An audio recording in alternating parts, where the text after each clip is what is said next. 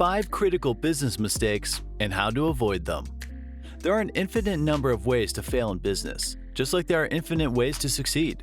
Some, like spending all your money on bad investments, are obvious. Others aren't. One of the best ways to avoid these mistakes is to learn from others who have made them before you. Today, we'll be doing just that. We'll be looking at some interesting mistakes made by both startups and established companies in recent years, and breaking down the thought processes that led to them.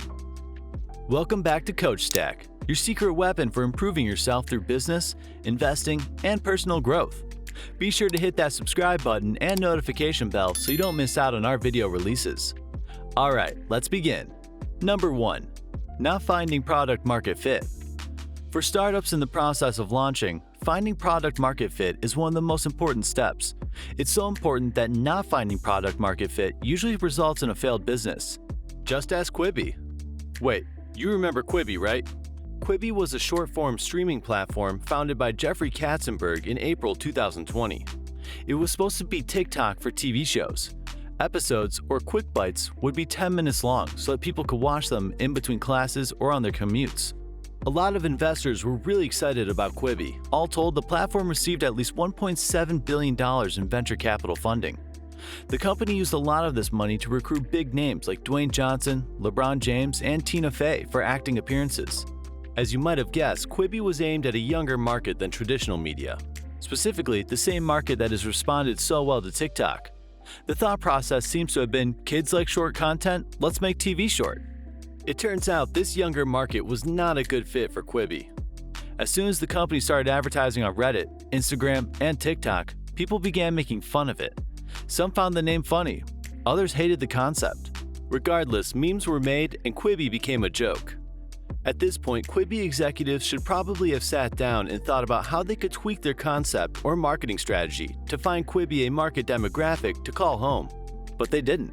Quibi went ahead with the launch and after an underwhelming 6-month run, sold its entire content catalog to Roku for a mere $100 million. Let's just say a lot of people lost a lot of money, and needless to say, the whole thing was a giant disaster. All because they didn't nail their product market fit. Number 2. Not understanding what your market wants. Do you remember Starbucks MAZAGRAN?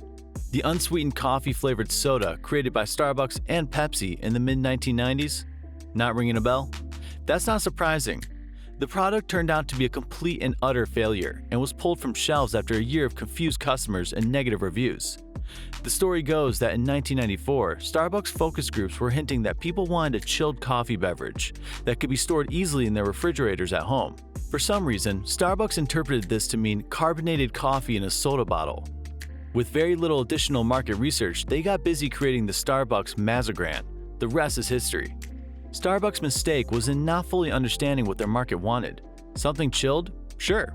Something bottled? Fine. Something carbonated? No. With even the tiniest bit of research, Starbucks might have realized that their customers wanted something sweet and creamy. A frappuccino, perhaps? This realization could have saved them millions by preventing the creation of the MAZAGRAN altogether. It also would have made them billions by predicting the bottled frappuccino craze that would grip the nation 2 years ahead of schedule. The takeaway? Market research always pays off. The better you know the market, the better you can tailor your product to their needs and wants. Number 3. Ignoring your employees' input. Your team is everything in business. They're the ones who deal with the actual day-to-day running of your business. As a result, they're your eyes on the ground, your canaries in the metaphorical coal mine. Sometimes executives and owners forget this. For whatever reason, they get overconfident and start to assume that they always know better. This usually ends badly. Toyota's history of recalls and scandals provides tons of crystal clear examples of the worst possible outcome from ignoring your team. In 2008, for example, Toyota employees began complaining to executives about the dangers of cutting manufacturing costs. Specifically, employees were worried about the braking system in the upcoming Prius lineup. In their eyes, the car brake system was not the place to be saving money. Despite memos, reports, emails, and calls, executives ignored their concerns. The cars were released. There were issues almost immediately. People began calling customer support to report that their Priuses wouldn't stop accelerating, even with their brake pedals pressed to the floor. It turns out that the car's acceleration and brake pedals were designed in a way that frequently caused them to become stuck to the floor mats. The result was uncontrolled acceleration and no way to brake. As you might imagine, this manufacturing flaw led to tons of terrifying situations for customers and a number of accidents. In the end, Toyota was forced to recall hundreds of thousands of cars and pay out $1.2 billion to affected customers. All of that could have been avoided if a single Toyota executive had listened to the input of their concerned employees. Number 4. Not jumping when opportunity knocks. Opportunities can sometimes be hard to recognize. Just ask John Antioco, the former CEO of Blockbuster Video. In the year 2000, Blockbuster was king, at least in the DVD rental industry. They operated out of roughly 10,000 storefronts worldwide and employed close to 100,000 people. In comparison, Netflix was nothing. At least that's what founders Reed Hastings and Mark Randolph thought as they made the trip to Blockbuster HQ to try and tempt the Blockbuster CEO into buying their young company. The price? $50 million. John Antioco heard their offer and rejected them. In his view, renting DVDs by mail was a niche business model that didn't have much growth potential. Unfortunately for John, hindsight is 20/20. His big mistake was not using his imagination to envision the revolutionary potential of mailing DVDs to customers. As a result, he failed to see that $50 million offer as the steal that we know it is today.